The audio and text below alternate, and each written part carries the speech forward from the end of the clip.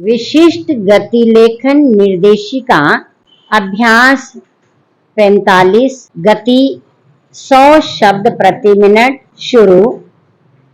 अध्यक्ष महोदय, मुझे खेद है कि सदन के सामने जो बिल पेश किया गया है मैं उसका समर्थन नहीं कर सकता।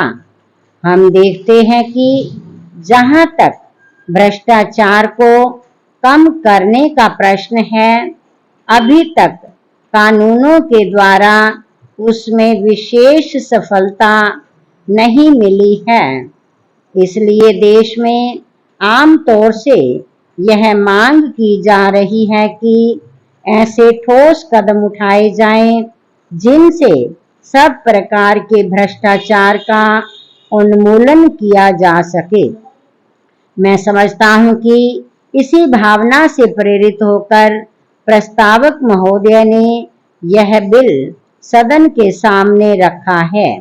इस संबंध में मैं यह निवेदन करना चाहता हूं कि केवल कानून बना देने अथवा कानूनों में संशोधन कर देने से ही भ्रष्टाचार का अंत नहीं हो सकता है।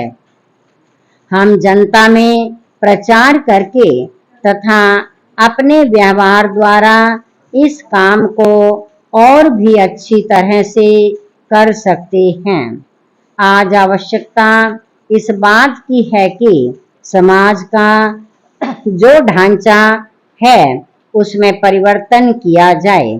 जब तक समाज का ढांचा नहीं बदलेगा तब तक भ्रष्टाचार दूर नहीं हो सकता है। इसमें संदेह नहीं कि यह तो एक बहुत बड़ी बात है जिसको करने में समय लग सकता है, लेकिन कम से कम इतना तो आसानी से किया जा सकता है कि जो लोग शासन को चला रहे हैं वे ऐसे आदर्श कायम करें और ऐसा जीवन व्यतीत करें जिससे लोगों में यह भावना पैदा हो कि भ्रष्टाचार करने पर उनको हानि उठानी पड़ेगी। हमारे समाज तथा हमारे प्रशासन में इस तरह की स्थिति अभी तक उत्पन्न नहीं हुई है। मैं कोई खास मामला तो आपके सामने नहीं रखना चाहता हूँ, लेकिन आमतौर से भ्रष्टाचार के बारे में जनता में जो भावना है उसकी तरफ इशारा करना चाहता हूँ।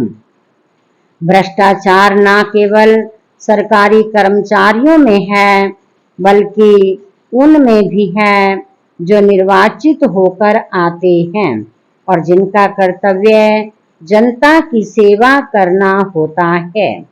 इस संबंध में मैं यह स्पष्ट कर देना चाहता हूं कि भ्रष्टाचार की श्रेणी में केवल वही कार्य नहीं आते जो कि आर्थिक लाभ के लिए किए जाते हैं।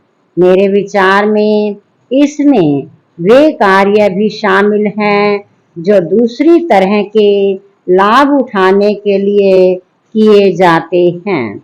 जो कार्य पक्षपात पूर्ण होते हैं या इस उद्देश्य से किए जाते हैं कि अपने रिश्तेदार या मित्रों को लाभ पहुंचाया जाए, वे भी भ्रष्टाचार की श्रेणी में ही आते हैं।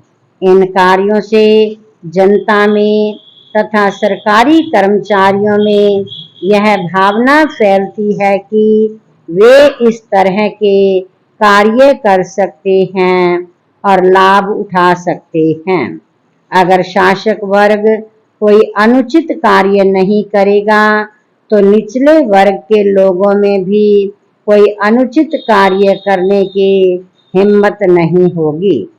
मैं कहना चाहता हूं कि सरकार इस समस्या पर गंभीरता पूर्वक विचार करे, जैसा कि मैंने अभी कहा है।